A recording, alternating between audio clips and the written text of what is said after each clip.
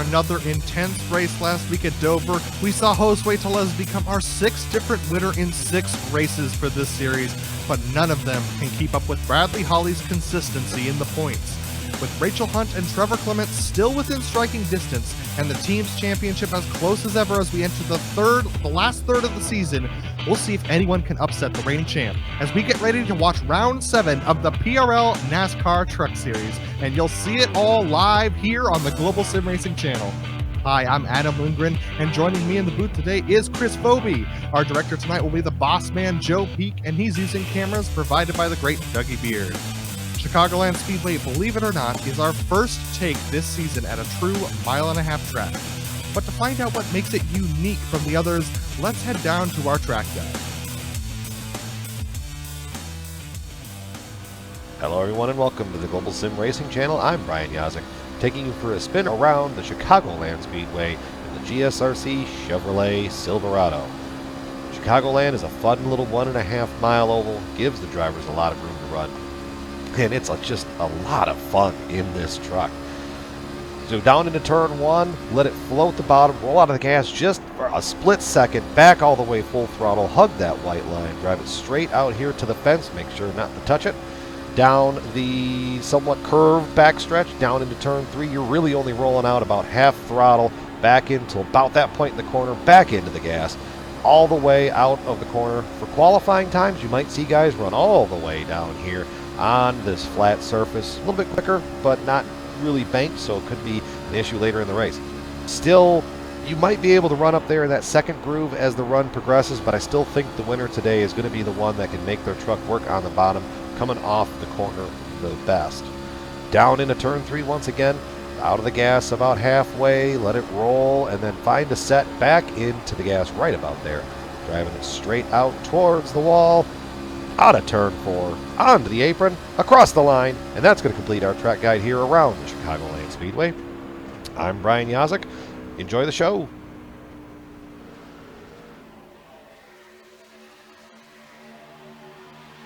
That was a couple laps around Chicagoland Speedway, and here to tell us about the unique techniques of this course and its history, this is Chris Foby. Chris. Well, Adam, the Chicagoland Speedway is 1.5 miles in length, 18 degrees of banking in the turns, and 11 degrees on the front straightaway. It's a tri-oval setup with a rounded backstretch, which makes it a little bit different than some of the other 1.5 mile tracks that we've become familiar with over the years. The track opened in 2001 to NASCAR competition, and basically replaced the former Chicago Motor Speedway that was in nearby Cicero, Illinois, as the Chicago track du jour for major motorsports. Looking to have a great show this evening here. Lots of room to race at Chicagoland, so we're going to have a very exciting event here on our hands. Yeah, we look forward to seeing trucks all over the track. And we also look forward to seeing our sponsor, Diecast Kings. They are your home for the best selection of NHRA, NASCAR, and now introducing IndyCar diecast for the 2020 season. Pick up yours today at diecastkings.com. Well, Chris, we have a very interesting championship going on, and I'm going to take us through some of the points here. We're going to start with the drivers tonight with Bradley Holly. He has pulled away to a 15-point lead over Rachel Hunt, but with him not showing tonight, or at least not yet, that's going to allow Rachel Hunt, who is here tonight, to close that gap a bit. Trevor Clement also only 18 points behind. He's got an opportunity to close. And then we have Daniel Knight and Thomas Sink tied for 4th place in the points. Chris, what do we have for the team standings tonight? Well, the team standings are also pretty tight. Right now, Riding Shotgun Motorsports is top of the charts, but the Backroad Bandit Racing Team and the Whataback Ramrod Squad are both within striking distance and only separated between the two of them by 1 point. And then the back row Whataback team, not too far behind, just 15 markers out of one of those top 3 positions. So a lot still left on the line for these teams. Yeah, definitely a lot left on the line for these teams, and a lot left on the line for the rest of the season. We're going to take a look at some race details for those of you who are just joining us this week, or for those who need a refresher. This is round 7 of 10 for the NASCAR PRL Truck Series. 85 laps tonight, or 60 minutes, whichever comes first. They have a fixed setup, so the drivers are going to have to get used to how the truck handles on their own. No fast repair, no spare truck tonight with a 24x limit, which means after that they will get DQ'd. I wouldn't expect anyone to reach that though tonight. Well, Chris, we still have practice going on.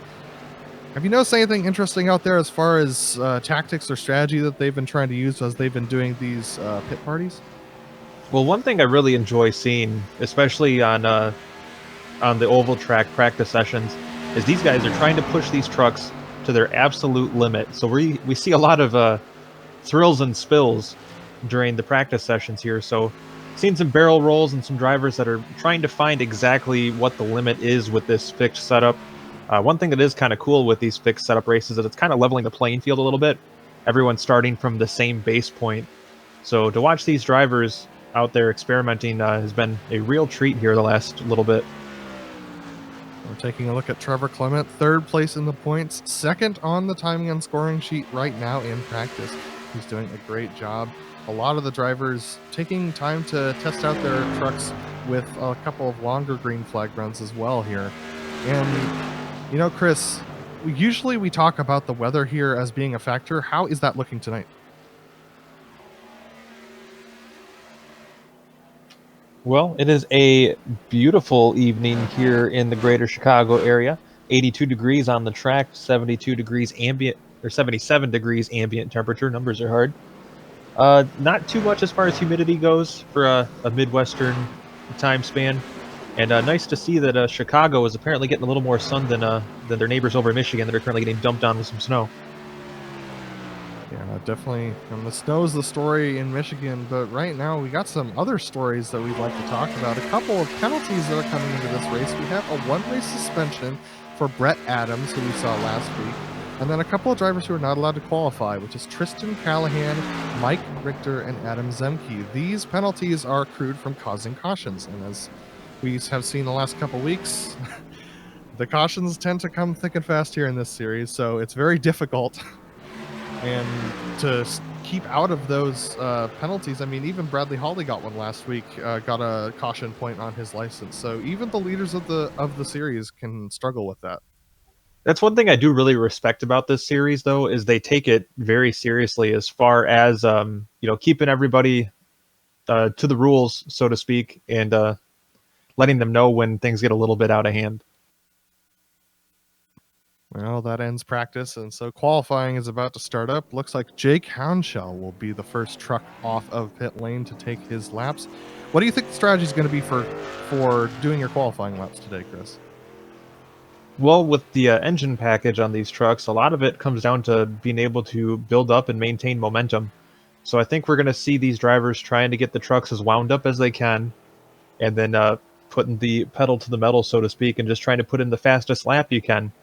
And so I think we're going to see some strategy in how they get the speed built up, maybe see them run a little bit higher up on track to get them wound up, and then punch in a time. Jake Hounshell just coming across the line, starting his first flying lap as he enters turns 1 and 2, ducking it almost all the way down to the white line through those corners. You know, as you were saying, them maybe possibly running high, Jake Hounshell trying a little bit of a different strategy, but yeah, it's going to be interesting to see how they drive these trucks tonight. Yeah, that's one thing I'm a really big fan of in these truck races is the way they have the engine package kind of set up for them. You see them able to stay on the pedal a little bit longer because they don't have as much power to the wheels as you would see in a cup car. So it's pretty fun to see. These guys race really well against each other. We'll see them probably 2 and 3 wide throughout the race, and I think we're in a store for a pretty exciting event. Adam Young goes to the pole before he gets quickly replaced by Colton Lane, so these trucks starting to put in good times. We're also watching as Todd Smith hit the wall exiting 4. He just did so again. Colton Lane almost hitting the wall off of 2 as well. So yeah, a lot of these drivers seeming to struggle a little bit coming off of the corners right now, Chris. Yeah, it's one of those finding your limits and sometimes exceeding those limits. But when you're in qualifying setup, I mean, you got to try to get every little bit of speed you can. And with these trucks set up the way they are, you sometimes are going to step over the limit trying to make sure you get every little ounce of speed squeezed out of that truck. Dan McLaren goes up to the top of the sheets. We're looking at his 73 truck now with Dominic Begine actually just beating him, and he parks it coming off of the straight. So very competitive times as we're seeing right now. Adam Shane on another lap. Trevor Clement coming around for his first lap, and William Hartman, one of the drivers we have not talked a lot about recently, and that's because he's been struggling a little bit in qualifying, which puts him in the back of the pack, and he's been involved in some of these early wrecks. He got wrecked out early on last week during the first caution, so it'll be interesting to see if he can climb back and regain those points today. Yeah, that's an unfortunate consequence of not having a good caution lap, especially on these tracks where the racing is so hot and heavy with seeing the trucks 2 and 3 wide. When you start in the back, sometimes you're not always with drivers that are of, I guess the politically correct way to say it would be, of equal skill level. So when you are dealing with that, unfortunately, sometimes they say when you mess with the squirrels, sometimes you crack a nut. Definitely. William Hartman coming around. That his first lap was a 31.483. That's good enough for 5th position as it comes off of 1 and 2. Looks like he's still on for a quick lap the second time around. We'll see whether his time improves. Yeah, these drivers have seems like they've been picking up a bit on the second lap, so we'll see if this continues to play out for Mr. Hartman in the 67 truck. He does not end up going. He does end up going faster, actually, a 31.380. So that puts him up for 2nd position. That's a good lap from him. Looks like Austin Hunter coming around to start his first flying lap as he enters 1-2. Yeah, a lot of these drivers deciding to go out late in this qualifying session. Is that another strategy that can end up being, ooh, Austin Hunter clipping the wall and spinning? That's going to be unfortunate. He's going to have to settle for only 1 lap in his qualifying session. Is rolling out off the grid late a viable strategy for getting good qualifying times? Well, I know in some applications it seems to be preferred to go later on in the event to qualify, just because you can, one, see where you stack up against the competition, and also see what's working and what's not working. You can kind of scout the field, so to speak. Exiting turn 4. He's only got 2 seconds before qualifying ends. I don't believe he's going to be able to cross the line in time. Does he count it? Yes, he does. That moves up to 15th position, and that will take us to the... All right, starting off on pole today is going to be Dominic Begine in the 1st position. Flanking him on the outside is William Hartman. Rachel Hunt's going to take 3rd position, 1st on the 2nd row inside with Daniel Knight alongside her. And we have Dan McLaren starting off row 3 with Colton Lane flanking him on the outside. Jake Hounshell is going to start off 7th place with Charles Sumner in 8th. Wayne Adams starting off 9th place, and Tristan Callahan rounding out your top 10. Just outside of the top 10 is going to be Jason Hounshell in the 49, followed by Thomas Sink in the 12th position.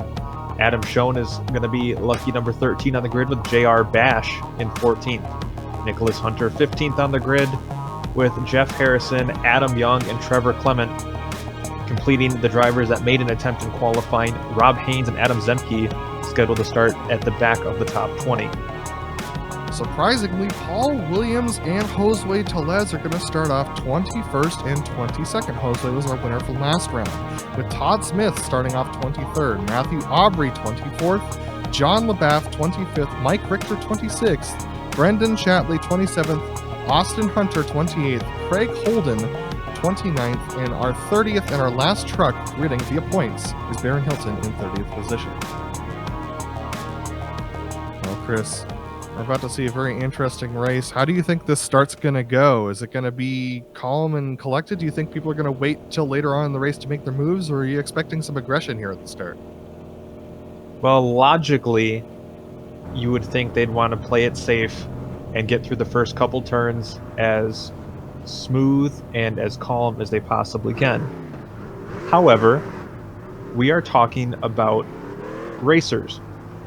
So we're going to have a mix of drivers that are just trying to make it through, and then we're going to have our friends that are going to try to be the first lap heroes, as we tend to see in the world of motorsport. And I think that means this start to the race will be, at the very least, we'll call it interesting. Yeah, another factor to talk about, Chris, is the new tire model. It's something that these drivers are having to deal with for the first time on these trucks this season. Do you think that's going to affect how they get their start going? I think it's still something that drivers are getting used to. From what I've seen doing these broadcasts with GSRC, it really seems like it continues to throw a wrench and kind of be an evolving issue. Some drivers seem to really have it down, and it seems to also throw a big monkey wrench in the procedures. So, could definitely make things a bit hairy, so to speak, as the race goes on. Well, we're about to find out as the Mustang pace car takes off of turn 4 and dives down to the bottom of the pit. It's going to release our leader off. Dominic Pagine waiting, and now he gets on the loud pedal. A good start for William Hartman on the outside. Rachel Hunt still falling in place, and Jake Hounshell has actually missed a shift and spun around into the infield. It's still green though, and we still have our leader Dominic Pagine going into turn 2 and 3. Battle right now is going to be for second spot as Rachel Hunt continues to work to the inside of William Hartman. She's going to, looks like, almost thought about ducking in behind him, but now Hartman going to be clear to the bottom as Beijing gives him a lane, so to speak, and Hartman will follow in his tire tracks, but Rachel Hunt follows them down to the apron to try to get the better run as they head down towards turn 1. Colton Lane making a pass underneath of Daniel Knight, bringing Thomas Sink along with him for 5th and 6th position. We're seeing just on the back of your screen. But look at this, Dominic Pagine sliding up to the high side. William Hartman getting a good run on that low side with support from Rachel Hunt. They're going to go side by side as they go into 3 and 4. Oh, and Trevor Clement looks like he's slow on the track. He is quite slow on the track. He's gone to the back of the field, so it'll be interesting to see whether he can recover. But the battle is still for the lead right now between William Hartman and Dominic Pagine. Yeah, Hartman has the position right now, but Rachel Hunt now going to work on Beijing for the second spot. She's going to try to pull alongside, but that outside momentum allows Beijing to have the pull down the straightaway. Yeah, Pagine doing a good job just hanging on to it right there with Rachel Hunt coming in close behind, but William Hartman quickly to the lead of this race and doing a great job showing how proficient he is out here, and that is Dominic Pagine and Rachel Hunt behind them. Then there's a battle between Colton Lane and Thomas Sink for that 5th position. Yeah, definitely that 5th position battle, the best one towards the front of the field right now with Thomas Sink searching around the track, trying to find some space to make a move. Ooh, looks like Colton Lane touched the apron a little bit. That upset his truck, and that's going to allow Sink to pull to the inside. Sink now way on the bottom, down at pretty much the grass line as they head off towards turn 1. Colton Lane is able, Thomas Sink is able to go by with Colton Lane having to slot in behind them. And so as things start to calm down a little bit, let's take a look at the replay of the starting incident. This is the first one with, I believe that was Jake Hounshell, I believe. We're going to take a look at this replay.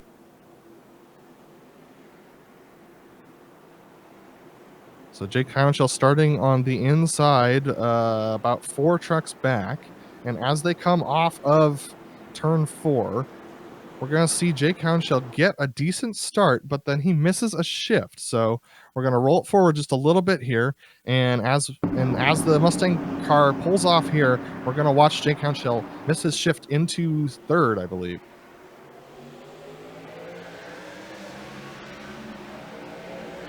Yep, and there it is, the miss shift, and he just turns it immediately down to the inside to try and avoid contact. A good move from Jake to try and avoid damaging other trucks and avoid a massive incident on the first start. And this is Trevor Clement here, who looks like he had just saved it, so we're going to go back a little bit further and take a look at Trevor Clement.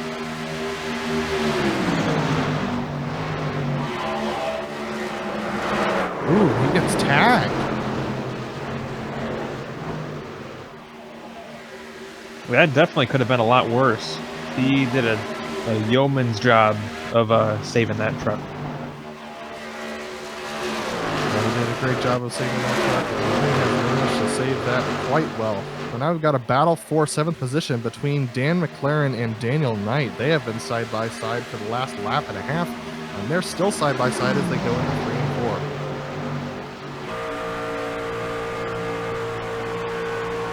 Daniel's starting to pull a little bit off of the corner with Dan McLaren just hanging out on that high side. Chris, it looks like the high side is actually working pretty well for these truckers tonight.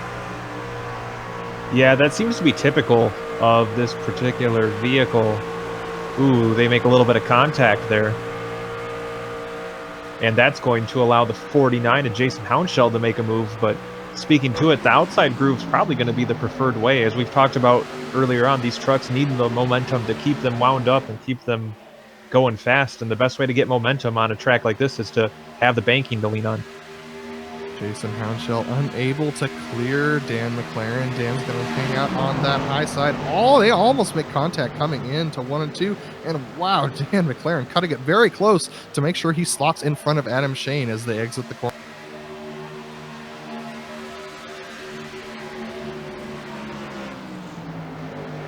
Look at this, Adam Shane to the inside now, trying to get underneath Dan McLaren, but it's not able to work. Dan carrying good speed, but that makes Adam Shane have to back off. This brings Jeff Harrison back into the picture. And it's interesting to see how everything kind of accordions when someone gets held up here, Chris. It looks like as you're going around with the trucks that you talked about and how they stay wound up, it looks like everything just kind of accordions backwards if you lose momentum. Oh yeah, for sure. If you do lose a little bit of momentum, I mean, this is a momentum-based series. So when you fall back like that, you become the choke point for a large number of trucks. And when you have everybody on your bumper like that, it just kind of ups the intensity and definitely lessens your margin for error.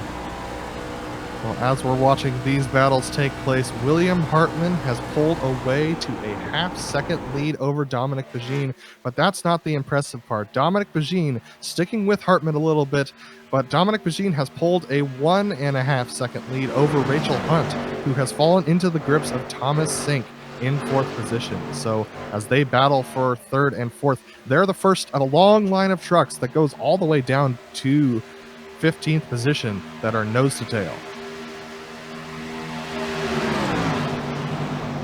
Yeah, top 3 a little bit of a breakaway, but the rest of the field is still pretty hot and heavy as far as the battle for position. You see Rachel Hunt under assault from Thomas Sink right now, and Thomas makes a move to the inside, and we might have a change for position on our hands.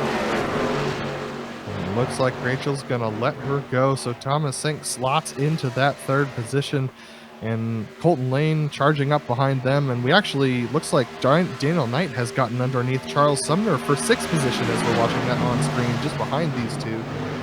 And yeah, it looks like that lower line is becoming the passing lane right now, but do you think that's going to start to change as the tires fall off here, Chris? I definitely think that's going to change. The way my understanding of physics works, the drivers are having to work those tires a little bit harder when they're sticking to the bottom like that, and going to wear out the grip a little bit faster. So I think as the tires go away, we'll kind of see the drivers drift up a little bit more. So Daniel Knight able to pull on Charles Sumner as we're watching from Daniel Knight's rear bumper here. And looks like Rachel Hunt is starting to fall a little bit further back. She's now getting passed by Colton Lane to the bottom side.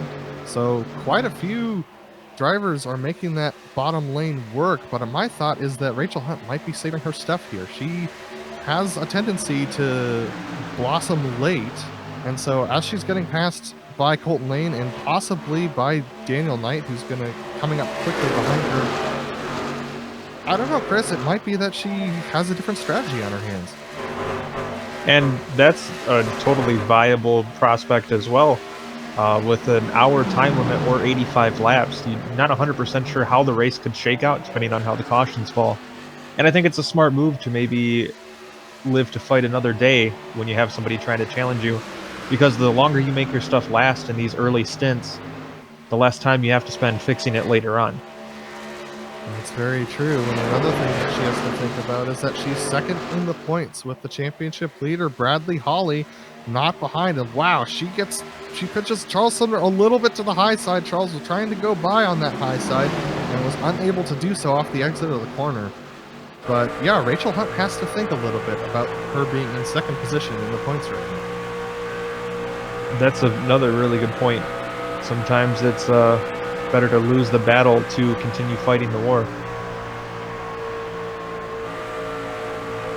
Riding on board with Charles Sumner as she works on Rachel Hunt. And it looks like Charles is struggling a little bit to keep to that low side now. These tires starting to wear off a little bit on these trucks.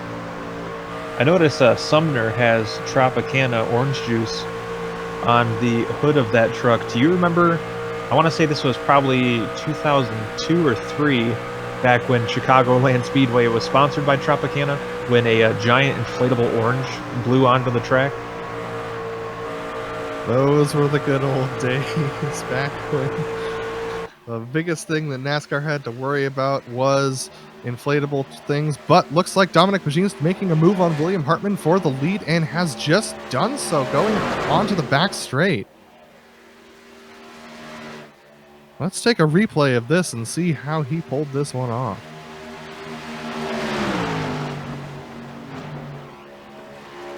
Looks like he set it up on the front stretch and then did the over-under on William Hartman going onto the back stretch and carried more speed. Yeah, that was a pretty smooth move there. Hopefully Hartman doesn't watch the replay on that, because it might be like orange juice in the wounds to have to watch such a perfect move get executed on you. He did nothing wrong, just running his race, but Beijing just picture perfect move.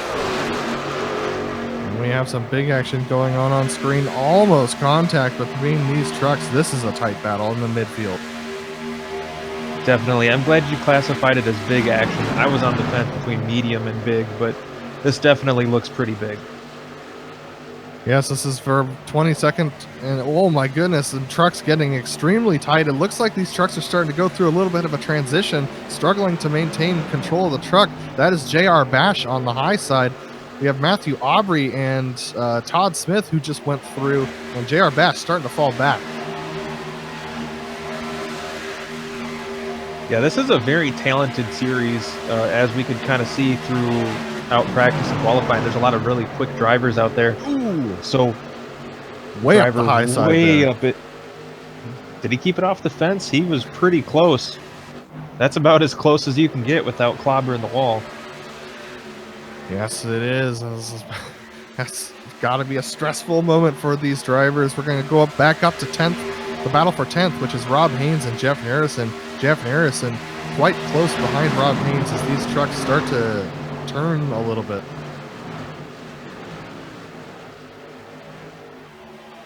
I gotta say, there are some very unique liveries on these trucks. Yeah, the series well known for having some very creative liveries, as we're taking a look at Rob Haynes with his established traffic control truck, followed by Jeff Harrison right behind him. And then behind him is the 24 of Josue Tellez. And it looks like we had a pass for second place as well. This was Thomas Sink getting past William Hartman, and it looked very similar to the pass we saw for the lead. I wonder, is Hartman maybe starting to see some drop-off in his equipment here, as we are about going on 24 laps in the books?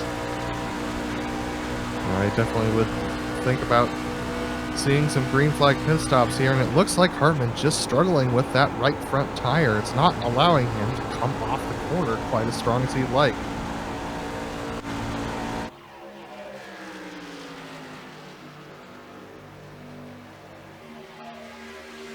And it looks like Thomas Sink not satisfied with second. Looks like he's starting to run down Dominic Beijing for the top spot.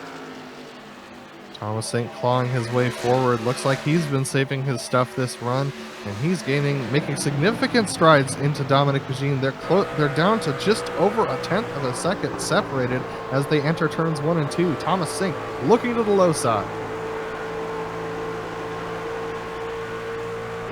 And he ducks it down, just gets into that quarter panel, and he's going to sneak it under there underneath Dominic Beijing. Dominic is going to try and hold it on the outside, but it looks like he's going to concede the position. That puts Thomas Sink into the lead. Well, getting a note handed to me from Kenny Kibbe, our eyes in the sky today, monitoring the times. Looks like some of these drivers are already falling off as much as a second from their earlier on lap times. So those tires going away pretty quick now, Adam.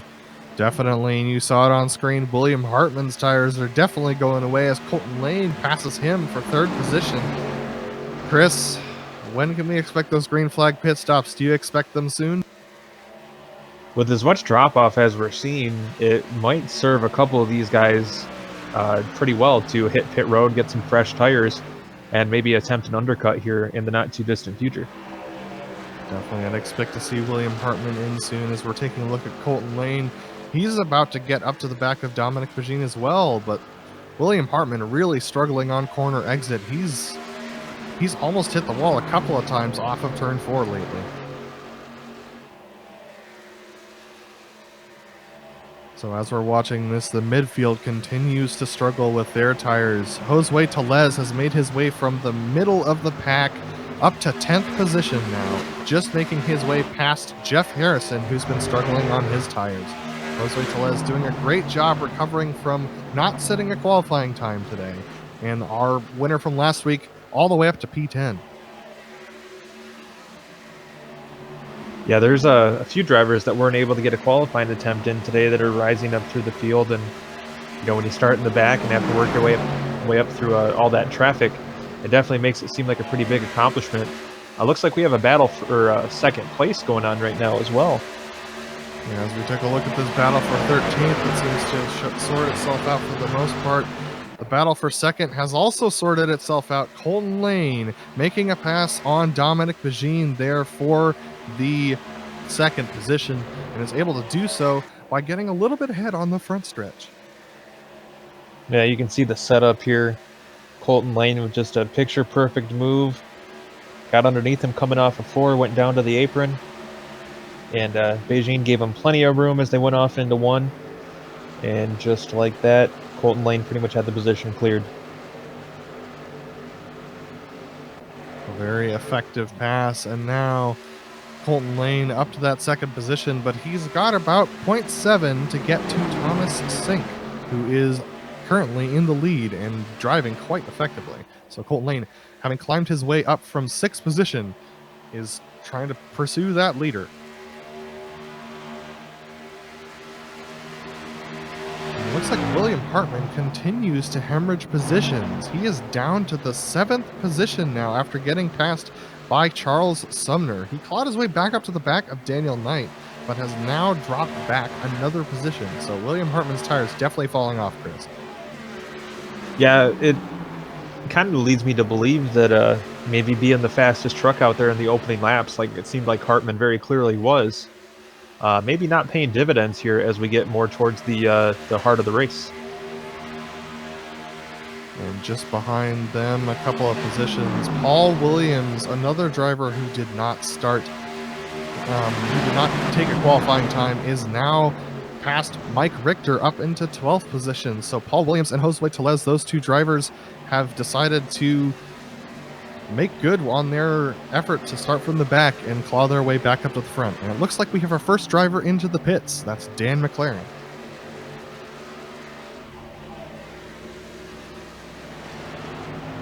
Definitely not a bad move to hit pit road here. Looks like he's got a little bit of damage on the right front. Did he pancake the wall at some point? I can tell you I didn't catch it, but the way these guys have been racing, it wouldn't surprise me. And a slow stop, so he's taking some engine damage, I suppose. So that's devastating for Dan McLaren. Dan, who started quite a ways up in the field, he started in the 5th position, so a very big struggle for him. Our leaders are now dealing with lapped traffic. That was Colton Lane getting past Jake Hounshell, who we saw in that first incident. He is quite a bit off pace. So Colton Lane on his pursuit of Thomas Sink. These drivers now having to deal with lap traffic, and they're going to start to deal with green flag pit stops as well. Battle down for P11. That was Paul Williams getting past Jeff Harrison, and Trevor Clement in the 111 truck trying to get his way by Jeff Harrison as well on the bottom side. Yeah, things are getting very dicey out there with some of the lap traffic beginning to play a role, and could also see the ability to handle traffic now going to play an even bigger role in who is the fastest truck on there, or on the track, I should say. Wow, Paul, that's Jeff Harrison quite close behind Trevor Clement as Trevor just made the pass on him. These truck drivers in the midfield are still trying to decide who's faster and who's not. And Dan McLaren, our only truck to have taken a pit stop, he's back out after serving a 1 minute 26 second time on pit road. So he's got his damage repaired and is going to try and get some more laps done. Yeah, that's a pretty detrimental pit stop to his racing endeavors. And it looks like Rachel Hunt has saved her tires just enough and is now going for a move on Dominic Bagine. Is she going to be able to make a pick with Jake Hounshell, the lap truck ahead of them? Let's find out as they exit off of 2. I don't think she's going to need it, Chris. Well, you made the call earlier, Adam, that she might have been saving her stuff for the end of the run. And here we are towards the end of this pit cycle, and looks like she's starting to march her way back towards the front. Looks like saving tires has worked out for her as she stretches on Dominic Bagine, exiting 4. That's going to give her a good advantage going into 1 and 2. Yeah, not only does she pass Beijing, but she passes and then begins to gap him pretty heavily there. So I think you were spot on with the call about the strategy. Our second taker on the pit road, this is Brendan Chatley in from about the 20th position. He was struggling significantly on tires, and he has a little bit of right rear damage himself, so it looks like he's clipped the wall as well. He's going to take 4 tires and fuel. Yeah, I'm surprised that we haven't yet seen anybody from maybe a little further back into the back of the top 10, beginning of the latter half of the top half of the top 20. Mike Richter with significant right side damage, and this is William Hartman in from that 12th position that he fell back to. So William Hartman in desperate need of tires is one of our first front runners to pit, and quite angled in his box. He's going to have to take another shot at it. Boy, pit road has not been very kind to anybody so far. Hartman, 4 tires and fuel, and it looks like the battle for the lead is starting to heat up. Colton Lane has gotten underneath Thomas Sink for the lead of the race.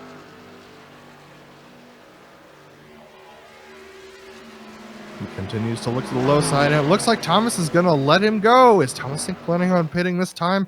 We'll find out as they exit 4, and yes, he is. Thomas Sink into the pits. Yeah, I was beginning to think when he slowed down so abruptly in that outside groove that it probably was going to be time for him to head down pit road. And Charles Sumner joins him, as well as John LaBaff. It is time to jump on those pit stops. More takers are starting to come in. Thomas Sink, one of our first lead runners, he pulls into his box. Yeah, I'm really excited to see what the time differential is going to be once these guys get back onto the track. Also getting word that Dan McLaren may have made some contact with the outside retaining wall. He did. Colton Lane into the pits as well. Yes, Dan McLaren made some more contact with the outside wall, so that damaged truck not going well for him. And this is almost everybody. We have a couple of drivers who stay out. Josue Tellez, Paul Williams, Jason Hounshell, Jeff Harrison, Tristan Callahan, Adam Zemke. They all stay out as we see Colton Lane come into the pits. What are your thoughts on that? Do you think the track position is worth maybe being on the slower tire strategy there for a couple laps? Do you think the staying out is going to be able to give them enough of an advantage to make it worthwhile?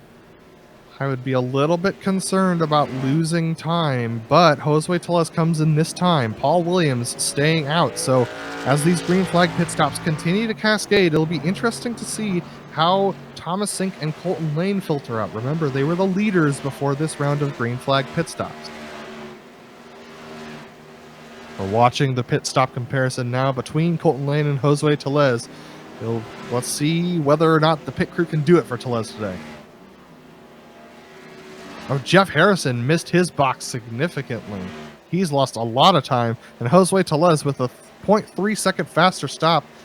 Here he comes off of pit lane. Yeah, there's been a lot of mishaps on pit road today. Paul Williams now into the pits from the lead. Tristan Callahan into the pits as well. Jason Hounshell That leaves Jason Hounshell, Todd Smith, Austin Hunter, and Baron Hilton as the only drivers who have not taken pit stop.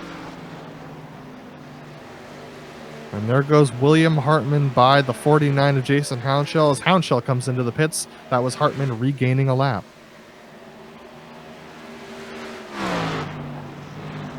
Todd Smith is coming in as well. And Austin Hunter decides to stay out. Thomas Sink, though, back out in the 5th position. And he is the first truck on track who has taken a pit stop. And he was one of the rare front runners that seemed to not have any issues on pit road. Him and Colton Lane. Colton Lane, even with a slower stop, 14.6, is still only about 0.8 behind Thomas Sink. That leaves Austin Hunter, the only truck who has not come into the pits so far. Thomas Sink now promoted up to 2nd.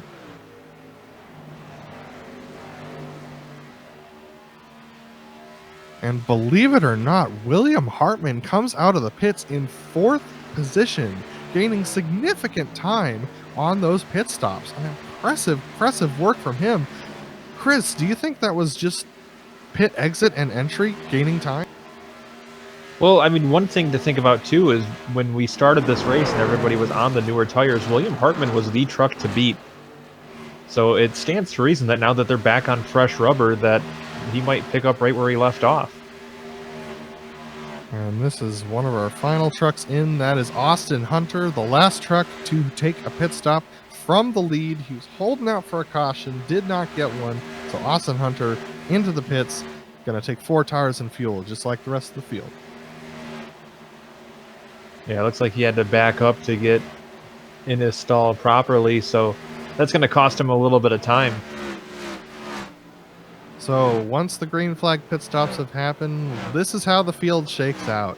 Thomas Sink in the lead, regains it after the pit stops, and that puts him about 0.6 seconds over Colton Lane, who is in 2nd position. Colton and Thomas have been battling for the lead for most of this race ever since the 3rd place driver currently, William Hartman, fell off pace. William Hartman 2.8 seconds back, just entering turn 1 right now. William Hartman struggling significantly on the last set of tires. Then we go back to Charles Sumner, who also gained positions on pit road. Charles is 1.3 seconds back of Hartman and 4.7 off the lead. Charles still within striking distance, but he's going to have to manage his tires. And then last of our top 5 is Rob Haynes in the 5th position. That 29 truck being very consistent, and he's only about 0.6 seconds behind Charles Sumner. So in that established traffic controls truck, he could still make his way up forward, but we have a battle behind them, and that is between Dominic Begine, I believe, and that was a lap truck of Baron Hilton who was behind him. Yeah, Beijing a little further back than we've been used to seeing him. So this is it's going to be a whole new race for him, having to work his way up from a little bit thicker part of the field. So this has spread out our field somewhat. There are still a couple battles on track. The battle for 4th position is a pretty good one between Charles Sumner, Rob Haynes, and Dominic Begine, as we're seeing on screen now as William Hartman goes by. And believe it or not, William Hartman is already losing time to these guys.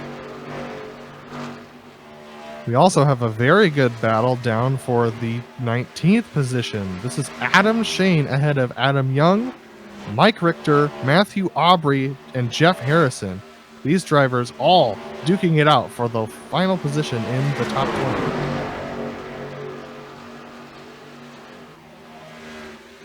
Yeah, it looks like we have some solid battles going on all the way through the field. And that's Mike Richter underneath Adam Shane, who's on the high side. Almost comes up into him off the exit. That's Adam Young on the high side, rather, and that forces Adam Young to back off. And Adam's going to fall quite a ways back, and this allows Jeff Harrison to take a look underneath Matthew Aubrey as they go into 3 and 4, but Matthew's going to cover that one off.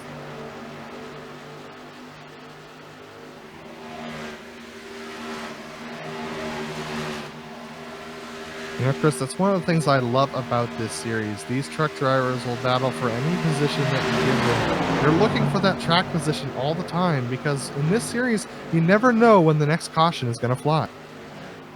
And that's a really good point. We're fresh off of green flag pit stops. And well, I guess not super fresh at this point, but we are recently off of green flag pit stops. So everybody's on slightly differing strategies, and a caution could really be the big wrench in the game. So these guys are fighting for every single bit of track position they can find. The wrench in Thomas Sink's game is going to be Colton Lane, who has closed up significantly in the last couple laps. Colton Lane losing almost a tenth for the last couple of laps. You may not think that's a lot, but when they were only separated by 6/10 coming off of pit road, that means Colton is right on the back bumper of Sink. Colton looking to the low side. He thinks better of it, stays high, but does he duck down low into 3? No, he decides to follow Thomas Sink into the corner. An interesting strategy, but Thomas Sink washing up. Colton Lane's gonna get underneath him coming onto the front stretch. And Colton Lane taking that line all the way to the apron. He's going to have the advantage as they go off into one. He looks like he made a little bit of an overcorrection there, but nonetheless able to take the position. Looked like things were going to get a little spicy there for Colton Lane, but looks like he was able to keep everything moving the right way. Thomas Sink falling in line behind Colton Lane as Colton passes him for the lead. That puts Colton Lane in first place if he's able to hold on to it coming off of 4. Yes, he is. So Colton Lane will lead another lap here at Chicagoland.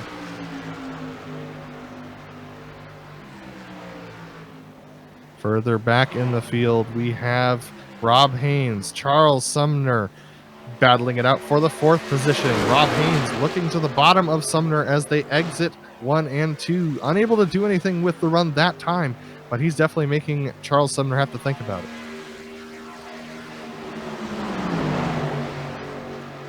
Rob looking low again as they enter 3 and 4. Charles just holding his lane just about half a lane up from the bottom of the track, and he covers off Rob Haynes as Rob dives down to the bottom of the apron through the tri-oval. They enter 1 and 2, and it's the same story again. Charles Sumner just half a lane up of the white line. Yeah, it's enough space for Rob to take a look, but not enough space for him to do anything. So it looks like he may need to create his own opportunity there. And same thing, Charles Sumner very trusting of Rob Haynes as he pulls down in front of him. Dominic Bagine is now part of this as we ride on board with him from the roof cam. He's looking at this battle and hoping that they're going to separate. Looks like Charles Sumner enters the corner a little bit high that time. Rob Haynes thinking about going low, but that's just sliding him up. So this is going to be difficult for them. Chris, do you think it's possible for them to make it to the end on this stop? I think if they play their cards right, it's very doable. I mean, we have gosh, I don't want to jinx us. I almost hesitate to say it, but this has been green from the start. No cautions yet in this race.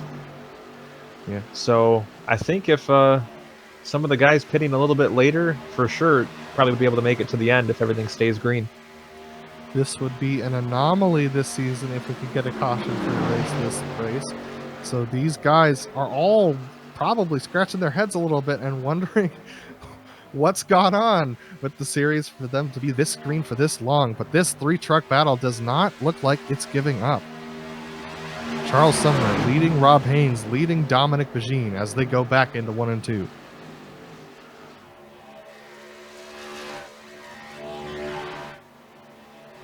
And just to report on the lead of the race, Colton Lane has pulled away from Thomas Sink by the lengths of about 0.8 of a second. So Thomas Sink not threatening Colton Lane this far. And thus far, the bits of lap traffic Colton has had to go up against have given him a very wide berth. As you said in the pre-race, Chris, a lot of room to race here on this track. But it looks right now, looking at this battle, like there's only one viable line. But look at this, Dominic Bagine with a little bit of a run on Rob Haynes. Rob being a little bit defensive. He's going to have to be a little bit more defensive as Dominic ducks down to the bottom lane. That gives Charles Sumner an opportunity to pull away. But Dominic Bagine, does he have a run off the corner? not much of one. He decides to stay behind and look to the high side instead. Ooh, Rob Haynes getting about as close as he can to the wall there as he set up his approach into turn one. He's able to keep really close to Sumner, but now it's a three-truck battle for that fourth position right now. While they have been battling, Chris, I've been able to notice that they're closing up on the back of William Hartman. They gained about 0.5 of a second since they started this battle, and if they close up much more, they'll be right in his draft. Yeah, it seems like Hartman is definitely quickest at the start of the run as the duration goes on. Almost seems like he falls off quite a bit. We saw that in the first run. He lost several spots, but with the field being a little more strung out, he's lost ground to the front of the field, but has been able to maintain a podium position. But as you mentioned, they're closing in quick. Oh, looks like Rob Haynes got a little bit tight exiting the corner. The trucks might be going through that transition again. They are 22, 23 laps into this run, so these trucks starting to handle a little bit adversely. Another driver who has struggled to maintain pace on these longer runs is Rachel Hunt. She is in 8th position with 2 trucks breathing down her neck. That is Trevor Clement and Josue Tellez. Rachel Hunt trying to hang on to her top 10 at this point. But we need to go back to the battle for 5th position because Dominic Magine took advantage of Rob Haynes getting extremely tight off of the corner, and that has allowed Dominic Magine to sneak underneath. Looks like Dominic's a little bit camera shy. Got that pass done off camera, but we're going to see it again live or in the replay.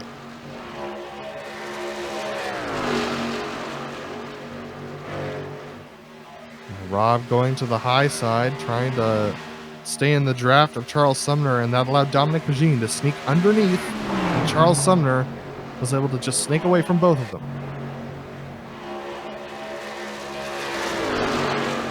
Yeah, it looks like maybe going for the narrower circumference of the track worked out better for Beijing there.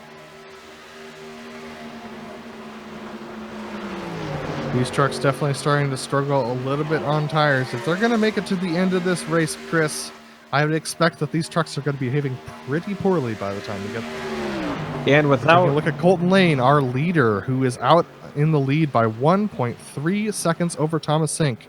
If Thomas is saving his stuff, he's going to have to start going pretty soon, Chris. Yeah, one other thing to kind of think about is without a caution, these guys haven't really had much of a break, which... You know, you think it's iRacing, so it's maybe not in a 120-degree truck, but these guys are working those wheels hard, and you got to think maybe driver fatigue may become an issue here in the not-too-distant future.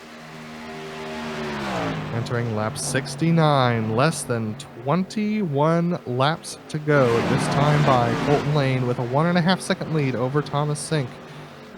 As that battle between Charles Sumner and Dominic Magine, Dominic refusing to give up.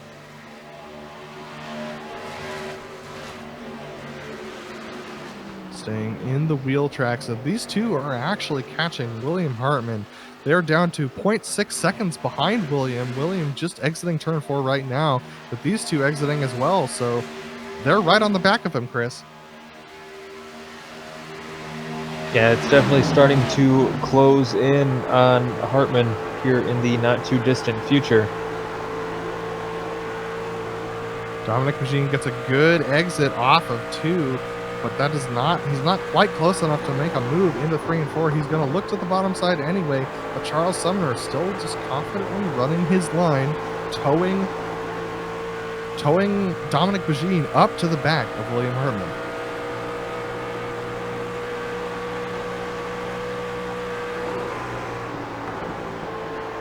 And while we watch this battle go on, we also have a battle for the 7th position. Rachel Hunt has actually gotten to the back of Daniel Knight, who slipped off the back of Rob Haynes and Dominic Magine. And she's now towing along with her the people behind her, Trevor Clement, Josue Tellez, and Paul Williams. Wonder if it's all that simulated wood grain slowing Daniel Knight down. Well, we know that that's not the most aerodynamically efficient material to have on the front of your truck, but Rachel Hunt looks like she's trying to make Daniel Knight think about his lines a little bit, taking some interesting lines onto turn 1, and it causes Daniel Knight to go a little bit high off of 2. So Rachel Hunt definitely getting in the head of her competitor.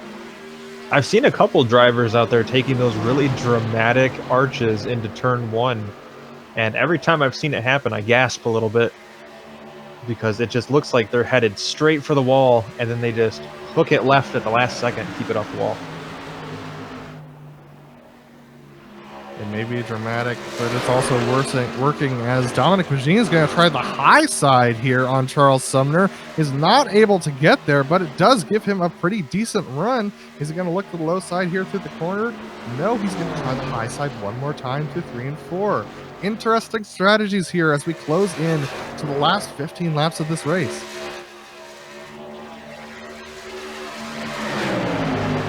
Yeah, not a lot of time left, but William Hartman now has that giant orange getting even bigger in his rear view mirror. He's rolling onto the track and chasing after him as Dominic Magin looks like he's got a great run off of the corner. It gets a little bit loose coming off of 2, so that allows Charles Sumner to stay ahead.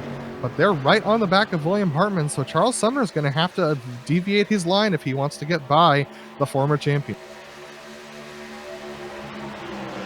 In the lead, Colton Lane has pulled away to 2.5 seconds over Thomas Sink. Thomas Sink unable to mount a charge. This is unfortunate for Thomas. Looks like he's lost the pace a little bit.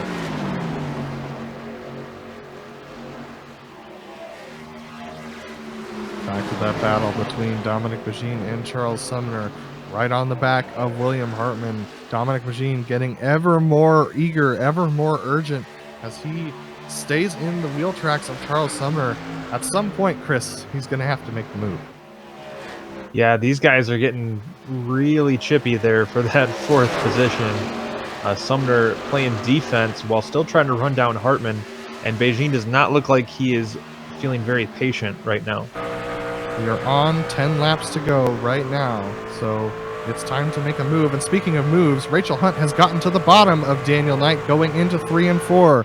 This is for the 7th position as she's able to do that. William Hartman, actually, he lost it coming off the corner. William Hartman has lost that 3rd position, so that allows Dominic Magin and Charles Sumner to sneak through.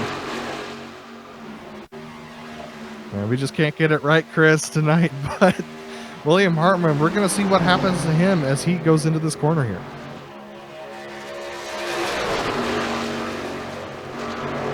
Looks like he just drifted high off the corner and gets into the wall pretty significantly, so that's some significant damage for him as we come back live. Yeah, it must have been that intimidating orange in his rear view mirror finally got to him. And that battle for the 7th position has not let up. Rachel Hunt may not be part of it right now, but they are side by side and getting pretty chippy, as you said, for that 7th position. This is Trevor Clement, Daniel Knight, Rob Haynes, Paul Williams. They're all in a big cluster of trucks right here. Yeah, it's great to see that after so many laps these guys have been running, we still have this thick battle out there for a top 10 position. That's Jose Tellez underneath Rob Haynes, who falls all the way back from 4th position all the way back to 11th in the span of a couple of laps. So Rob Haynes' tires looks like they've fallen off.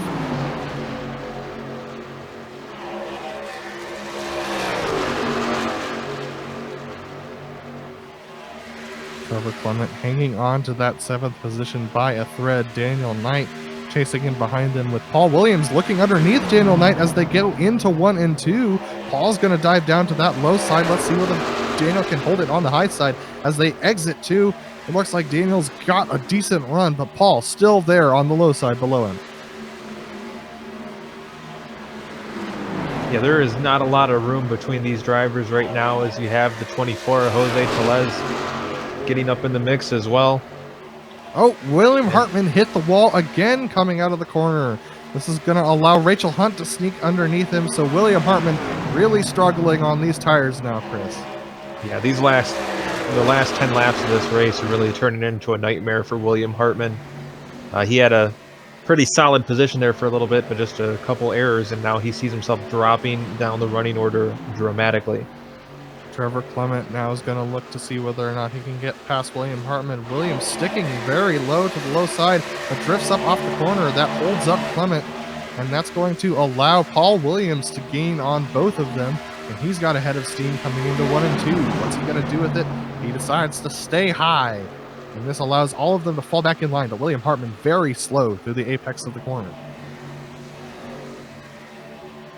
Trevor ducking to the low side. He's going to get underneath William Hartman. This keeps William from turning into the center of the corner. And with Hartman's right front tire exhausted, he's going to have to back off or hit the wall again. He does hit the wall again, and Paul Williams sneaks to the low side. Well, it went from bad to worse, so now it's going from worse to worser for William Hartman, as he's now on his way out of the top 10 here in the not-too-distant future. Daniel Knight dove it low underneath William Hartman, and that put him underneath Paul Williams as well. But Paul pulling well off the corner. Daniel Knight's going to have to fall in behind him. So this forces William Hartman once again losing a position to Josue Tellez. This puts him back to 10th. And look, we have another pass going on. This is for 3rd position again. Dominic Magine and Charles Sumner. And Charles Sumner this time was the one to be the victim, hitting the wall off of 4. Well, Beijing has been patiently waiting for Sumner to make some kind of mistake for, God, it's been probably 15 to 20 laps. So glad to see that patience pay off for him. And here comes Rachel Hunt now to the inside of Sumner as well. She's going to take the spot. And we are going to come to the final lap here. Colton Lane coming off the corner, crossing the line. We are on to the white flag lap. Colton Lane 3.5 seconds up ahead of Thomas Sink. But the battle is here between Rachel Hunt and Dominic Magine for the 3rd position. Rachel Hunt, 2nd in the points, needing as good of a point stay as she can get, sizing up Dominic Magine. She's gonna go to the very low side as Dominic Magine covers her off halfway down the track. They're coming up to the lap truck of JR Bash, but we've got to go back to the leader. Colton Lane off of 4. He's gonna cross the line and finish in the lead, and Rachel Hunt making the pass on the last lap. Comes home in 3rd, and it's a battle to the line between Charles Sumner and Dominic Magine, and it turns out Dominic Magine in 4th place. Man, after such a long green flag run, Chris, it was a great finish there in the last couple of laps. Yeah, that race had a little bit of everything. Green flag racing, exciting pit strategy, comers and goers as far as the tire wear went, and a lot of strategy at play. So a very exciting race we saw today. Congratulations to Colton Lane picking up the big win. And we will talk about who benefited and who lost out from those strategies on pit road just in a bit when we come back for results and interviews. But we're going to go to break here on GSRC, and we'll be back shortly.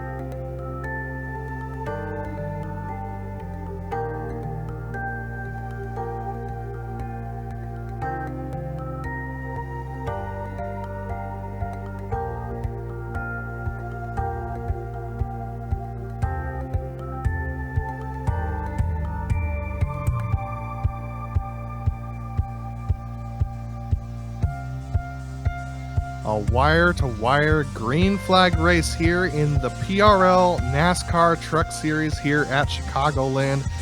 It's not often we get one of those races that goes green all the way, but we saw it here tonight.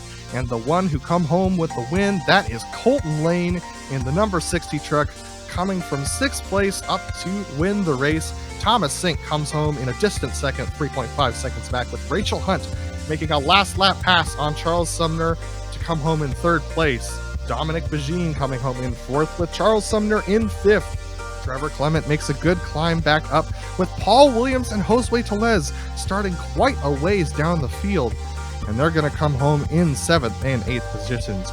Daniel Knight coming home in 9th position, and William Hartman, having a tough race out there on long stint tires, finishes 10th. Rob Haynes came home in 11th, followed by Adam Zemke. Jason Hounshell was lucky 13, with Tristan Callahan in 14th position. Brendan Chatley and Todd Smith with quiet nights in 15th and 16th. Then John LaBaff, Adam Schoen, and Nicholas Hunter complete your lead lap trucks, and Adam Young, first truck 1 lap down, completes the top 20. In 21st position is Austin Hunter. 22nd is going to be Matthew Aubrey. Then we have Jeff Harrison, who finishes in the 23rd position, with Mike Richter in 24th. Craig Holden's going to come home in 25th, and Barron Hilton in 26th, with Blaine Adams in 27th. JR Bash 28th, and 29th is going to be Jake Hounshell, and the field is going to be rounded out by Dan McLaren, who had a really rough night tonight. All right, we are going to talk to our winner, Colton Lane. Colton Lane is dropping into the booth, and he's going to be with Chris. Well, Colton, a relatively quiet night for you compared to what some of the drivers went through. The truck looked bad fast, and tell us a little bit about your ride. Yeah, man, I just it didn't feel too bad. It was definitely super tight. But I just decided to try to hang back and kind of, try to save and take it easy, and it paid off. Yeah, it seemed like there was pretty dramatic fall off with the tires tonight. Was that something that kind of played something you kept in mind as far as your strategy as you approached the race, or did it just kind of come to you as the race played out? It just kind of happened. I got about an hour's worth of practice in. I didn't do an extremely long run, but with as much grip as you have, like it wasn't a loose truck, you could try to send it in there and you could make it stick eventually. But if you try to just send it in as hard as you can, you're going to wear it off. And after what happened last week, where I had speed, but I just fell off the pace because I didn't save my tires because, this new tire model, actually, I'm hoping it continues like this. It's going to make tires matter, which is something we've needed in iRacing for a long time, man. Well, it looks like you definitely learned your lesson after the previous event. Some cool races coming up to close out the season. Anyone in particular you're looking forward to? I'm going to be honest with you. I don't really know the schedule too much. If we go to Auto Club, I'm definitely looking forward to that. I love the big tracks. I'm not sure if that's on the schedule or not. But, Daytona, if we go there, I think we should. It's going to be a bit of a mess because, it's a plate track, but it should be a good view on that one. And Daytona is actually going to be the next race you guys hit. Well, there we go, man. Fulfilling the prophecy. All right, Colton, anybody you want to thank before we let you go? Yeah, I just got to thank all the Waterback crew, man. Thomas and William and Charles and Rachel's in there with us. Brad wasn't here tonight. He had motherboard issues on his computer, so I didn't get to beat him. That's unfortunate, but, we all love Brad. And then just, American Breadcrumb Company for sponsoring the truck the past couple seasons. It doesn't mean a whole lot, but, it's kind of cool to say I'm sponsored by somebody at some point. Brendan Chatley actually did the legwork for that one. And then just the PRL for putting it on and you guys for broadcasting this every week and making us look good when we put on a good show, man. Thank you, guys. All right. Congratulations, Colton Lane, your winner. And Adam, I believe you've caught up to a special guest as well. Yes, and it looks like we're going to possibly have an opportunity to talk to Rachel Hunt. Rachel, can you hear me? And Rachel, you got a copy?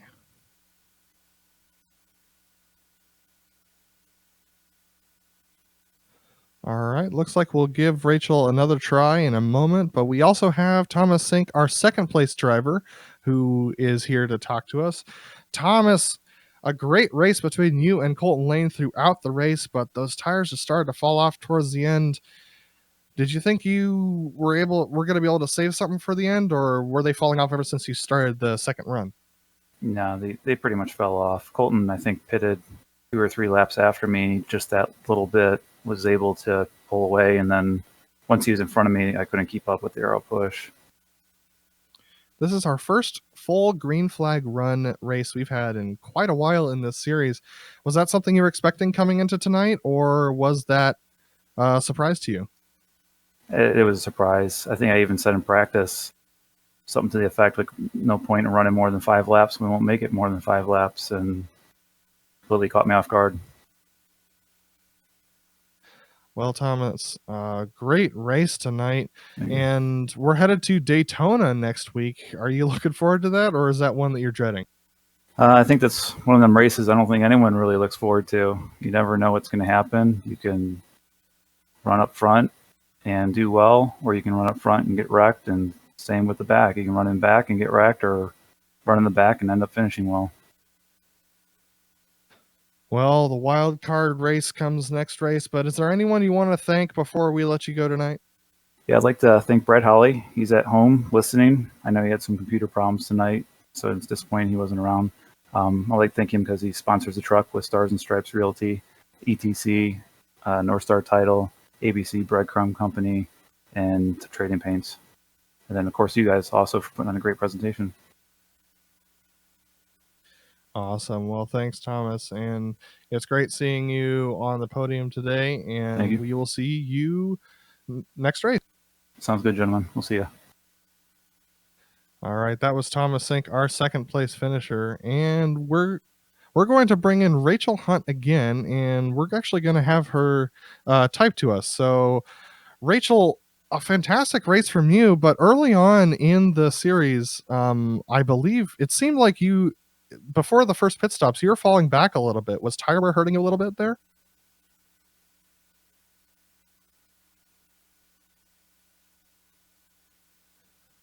And she said that she just tried to save tires, but it paid off. But she was worried she was running out of time. So, Rachel, your climb back after the first pit, after that pit stop, was fantastic. Were you worried about the fuel at all, or were you very confident that you'd make it to the end?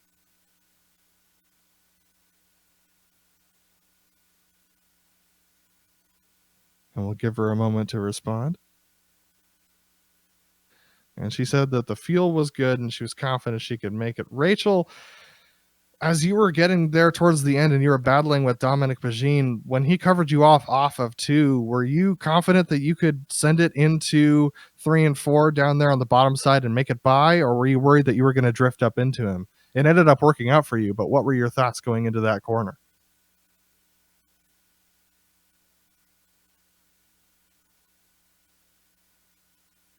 And she said she was running pretty good at that point. And we have a further response coming in a moment. And she said she felt good in the turns. Well, that was an awesome display for you climbing back through the field, Rachel. Is there anyone you want to thank tonight before we let you go?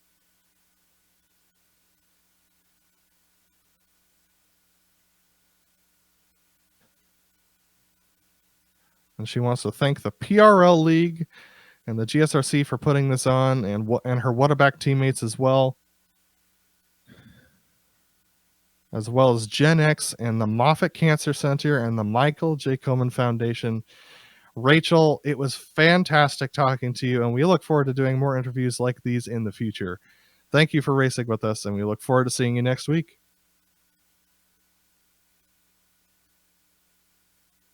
And she says thank you to us, and I want to correct it. That was the Michael J. Fox Foundation, rather. So that was Rachel Hunt, who came home in 3rd position tonight. And Chris, your thoughts after a long green flag race. How do you think they did tonight?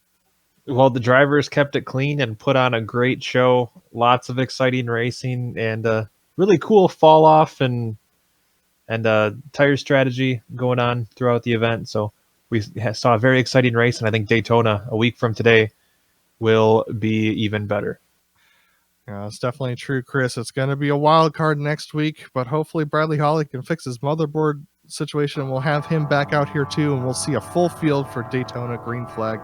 But that's going to wrap us up today with the PRL NASCAR Truck Series. I want to give a thanks out to the companies that provide the software and hardware for our broadcasts that are listed here on your screen. As always, many thanks to June Lalonde, who provides our awesome music. See the screen for how to get a hold of more of her great work. Thanks today to today's crew, Joe, Chris, and Dougie. If you want to find out more about GSRC, including our upcoming races, you can find us at globalsimracingchannel.com. Also, check out our social media. We're on Twitter at GSR Channel, Facebook at Global SimRacing Channel, and Instagram at GSRC_Graham. If you want to see more racing action, hit that big red subscribe button as well so you don't miss a moment here on the Global Sim Racing Channel. This next race for PRL is Daytona. That's going to be Wednesday, February 12th at 8:50 p.m. Eastern. You're not going to want to miss that one for sure. We also have upcoming races for other series listed on the screen, so check those out and mark them down on your calendar. We hope you've enjoyed joining us tonight as much as we've enjoyed bringing this action to you. We hope to see you back on our channel soon, but until next time, race clean, race hard, and we'll see you on the track.